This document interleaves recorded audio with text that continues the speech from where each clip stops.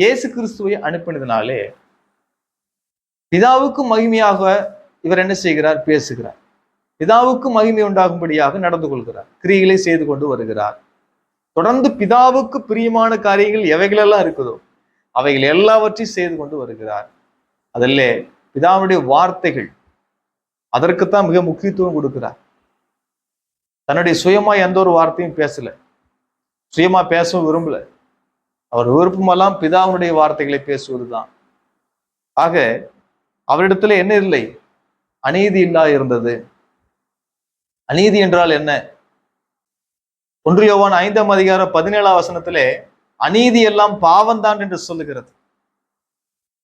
இப்ப பாவம் என்பது என்ன? பிரமாணத்தை மீறுவது. 1 யோவான் 3ஆம் அதிகாரம் 4ஆம் வசனத்திலே நாம் பார்க்கும்போது பிரமாணத்தை மீறுகிறதே பாவம் என்று சொல்லுகிறார்.